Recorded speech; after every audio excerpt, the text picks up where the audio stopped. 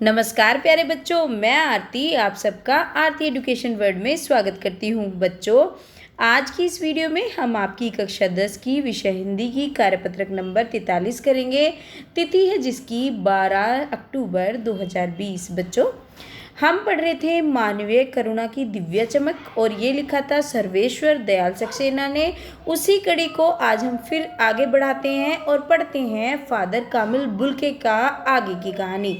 Father कामिल Bulcke को तो हम जान ही चुके हैं, उसके व्यक्तित्व के बारे में कुछ और बातें कही हैं, उनको जानने की हम कोशिश करते हैं। इस तरह हमारे बीच से वह चला गया जो हम में से सबसे अधिक छायादार, फल फूल गंध से भरा और सबसे अलग, सबसे होकर सबसे ऊंचाई पर मानवीय करुणा की दिव्य चमक में लहलाता खड़ा था। मतलब अब वो थोड़ा सा शौक दिखा रहे हैं कि वो व्यक्तित्व जो मतलब कैसे दिखता था, एक छायादार जैसे होता है जिसमें खुशबू होती है, सबको अपनी खुशबू में रंग लेता है और सबको अपनी छाया देता है, सबको मतलब अपना आश्रय देता है। ऐसा इंसान जो ऊंचाई पे खड़ा था और जिसमें मानवीय करुणा थी, मतलब लोगों के लिए करुणा की भावना थी। मानवीय मतलब जैसे मानव में जो गुण होने चाहिए वो थे, और उसमें वो हमेशा उसके जो चेहरे पर वो दिव्य चमक रहती थी। वो इंसान हमारे बीच से चला गया, जिसकी स्मृति अब हम सबके मन में जो उनके निकट थे किसी यज्ञ की पवित्र आग की आँच की तरह आजीवन बनी रहेगी। और उनकी जो यादें हैं, जो भी उनसे जुड़े हुए लोग थे वो जानते थे वो कितने पवित्र थे। वो जैसे एक पवित्र अग्नि होती है, उसी तरीके से वो भी हमारे हृदयों में इसी तरीके से विराजमान रहेंगे। मैं उस पवित्र ज्योति की याद में श्रद्धा नत हूँ। श्रद्धा नत होता है, श्रद्धा से झुका हुआ हूँ, उनको नमन करता हूँ कि उस पवित्र आदमी की जो ज्योति थी, पवित्र ज्योति थी, उसमें अभी भी मैं अपने शीश झुका लेता हूँ। इतने अच्छे इंसान थे। जो कौन थे? फादर कामिल बुल्के।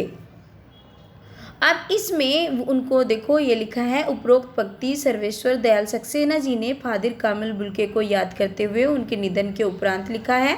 और इन पंक्तियों में फादर कामिल बुल्के ने जो उनका विराट मतलब इतना वैभवशाली, इतना बड़ा व्यक्तित्व था, उसकी झलक मिलती है। लेखक का क्या मानना था कि जब तक राम कथा है इस विदेशी भारतीय साधु को याद किया जाएगा, क्योंकि राम के वो इतने बड़े भक्त थे, तो वो कह रहे हैं कि जब तक राम कथा होगी तो उनका साधु भी उनके साथ नाम लिया जाएगा, तथा उन्हें हिंदी भाषा और बोलियों के अगाध प्रेम का उदाहरण माना जाएगा।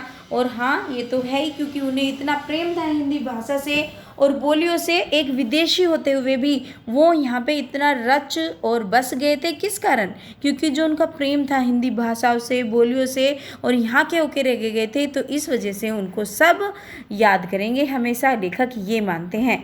चलिए, अब हमने गद्यांश तो अच्छे से पढ़ लिया है। अब इसमें जो पूछे गए प्रश्न हैं उनका उत्तर भी कर लेते हैं। लेखक ने फादर को याद करते हुए अपनी भावना को किन शब्दों में प्रकट किया? तो इसका उत्तर हम इस तरीके से करेंगे कि लेखक ने फादर को याद करते हुए अपनी भावना को कुछ इस तरीके से प्रकट किया। वे कहते हैं कि उनके बीच से वह चला गया जो अधिक छायादार, फल फूल गंज से बड़ा और सबसे अलग, और क्या था? सबका था, है ना? सबसे अलग था और सबका था, वो हमारे पास से चला गया। इस तरीके से वो उनको याद करते हैं। दूसरा क्वेश्चन पूछा है हमसे इस वर्कशीट में, फादर के लिए मानवीय करुणा की दिव्य चमक का संबोधन क्यों किया गया है? तो बच्चों, इसका आंसर आप इस तरीके से लिखेंगे, फादर बुल्के को मानवीय करुणा के दिव्य चमक इसलिए कहा गया है क्योंकि फादर के हृदय में मानव मात्र के प्रति करुणा की असीम भावना विद्यमान थी। उसके मन में अपने हर एक प्रियजन के लिए ममता और अपनत्व की भावना उमड़ती रहती थी। वे लोगों को अपने आशीषों से भर देते थे। तो ये इसका आंसर आप लिख देंगे। तीसरा प्रश्न हमसे पूछा है कि फादर को विदेशी भारतीय साधु क्यों कहा जाता है? तो अभी हमने डिस्कस किया, वो ही लिख देना है। फादर को विदेशी भारतीय साधु इसलिए कहा जाता है क्योंकि उन्हें हिंदी भाषा के अलावा बोलियों से अगाध प्रेम था, अर्थात उन्हें हिंदी और अंग्रेजी दोनों आती थी। तो वो भारतीय साधु थे, मतलब विदेश से आए हुए यहाँ पे रच बस गए थे।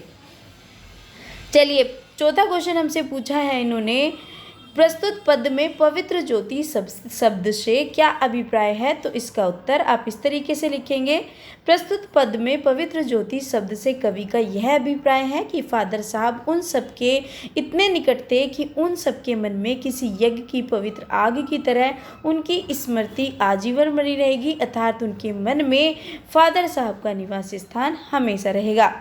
चलिए बच्चों, एक क्वेश्चन हमसे पूछा है लास्ट में इन्होंने कि आपको कुछ ऐसे व्यक्तित्व बताने हैं जिनका जन्म भारत में हुआ है किंतु उनकी कर्म भूमि किसी और देश को बनाया। ऐसे व्यक्तियों की जानकारी आपको इकट्ठी करनी है, एकत्रित करनी है, सूची बनानी है, उनके कार्य और योगदानों को लिखनी है। तो आप लिख सकते हैं बच्चों, इसमें बहुत सारे लोग हैं जो यहाँ पे पैदा हुए लेकिन उनकी कर्म भूमि बाहर रही। तो जैसे रुडयार्ड किपलिंग है, उनका जन्म 1965 में बॉम्बे में लॉकवुड किपलिंग में हुआ था, एलिस किपलिंग के घर हुआ था और ये इंग्लिश के एक बड़े ही जाने माने राइटर हैं। विलियम ठाकरे भी ऐसे ही हैं, उनका जन्म ब्रिटिश इंडिया कंपनी में राजधानी में कोलकाता में हुआ था और उनके पिता ब्रिटिश इंडिया कंपनी के राजस्व बोर्ड के सचिव थे और वो भी अपने इंग्लिश के जो उनके क्या है नोवेल हैं उसके लिए बहुत फेमस हैं।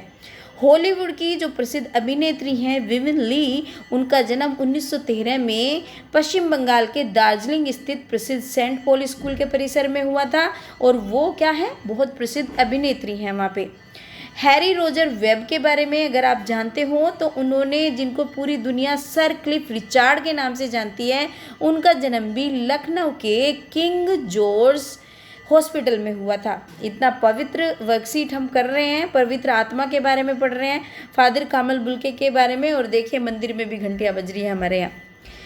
अगला है इंग्लैंड के महान क्रिकेटरों में से कोलिन क्राउडी जो हैं, उनका जन्म भी 1932 में ऊटी में हुआ था।